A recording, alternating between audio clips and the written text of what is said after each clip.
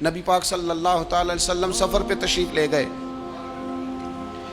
حضور علیہ السلام کی عادت کریمہ تھی، جب سفر پہ جاتے تھے تو سب سے آخر میں ساری تیاری کر کے سامان سمیٹ کے سب سے آخر میں سیدہ فاطمہ الزہرا سے ملتے، پھر سفر شروع ہوتا، اور جب حضور واپس آتے تو سب سے پہلے سیدہ فاطمہ سے ملتے رضی اللہ تعالی۔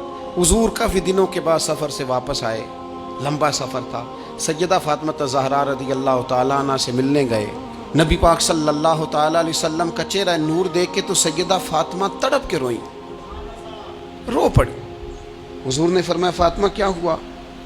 عرض کرنے لگے یا رسول اللہ، تھکاوٹ کے اثرات میں آپ کے چہرے پہ دیکھ رہی، اور حضور کپڑے یوں لگتا ہے بڑے پرانے پہنے ہوئے ہیں آپ نے، حضور اتنی مشقت کیوں کرتے ہیں آپ، اتنی محنت، اتنی جد و جہد؟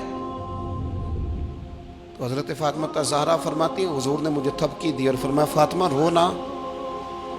اور یہاں وہ بعض لوگ ہوتے ہیں نا، جو ہم نے دیکھا ہے ہمارے ہاں اس طرح ہوتا ہے کہ وہ کوئی اس طرح کی بات کرے تو وہ زیادہ رونے لگ جاتے ہیں، کیا کریں، بڑے مسائل ہیں، بڑی مشقت ہے، کرنا پڑتا ہے، لوگ اور زیادہ۔ لیکن نبی پاک علیہ السلام نے سوچوں کو نیا زاویہ دیا، خیالات کو نیا رخ دیا، اس بات کو ایک نیا انداز سوچنے کا فراہم کیا۔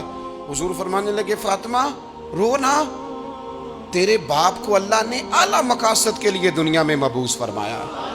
حضور فرمانے لگے فاطمہ کوئی گھر کچا، کوئی پکا، کوئی خیمہ ایسا نہیں بچے گا جہاں اللہ دین اسلام کو پہنچا نہیں دے گا۔ اور فرمایا فاطمہ یاد رکھنا، جس طرح رات چھا جاتی ہے نا، محمد عربی کا دین بھی چھا جائے گا، یہ چھا جائے گا دین، جس طرح رات چھا جاتی ہے یہ دین بھی چھا جائے گا۔ اور پھر دین چھا گیا، جگہ جگہ چھا گیا، یورپ میں بھی اذانیں پڑھی جانے لگی، امریکہ اور افریقہ میں بھی قرآن پڑھا جانے لگا، جگہ جگہ جگہ جگہ رسول اللہ صلی اللہ علیہ وسلم کے دین کی بات ہونے لگی۔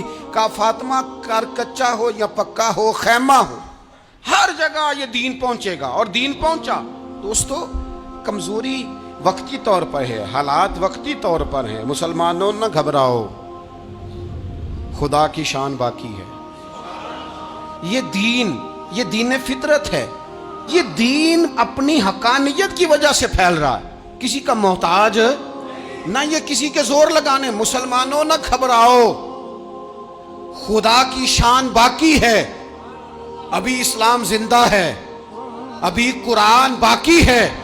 یہ کافر کیا سمجھتے ہیں جو ہم سے روز الجھتے ہیں، ابھی تو کربلا کا آخری میدان باقی ہے، ابھی تو آخری میدان لگے گا میدان کربلا میں، اور فکر حسینی کے علم بردار میدان میں نکلیں گے، یزیدی سوچوں سے ٹکرائیں گے، اور بڑے سینے تیار ہیں جو اس کے لیے پوری جد و جہد کریں گے۔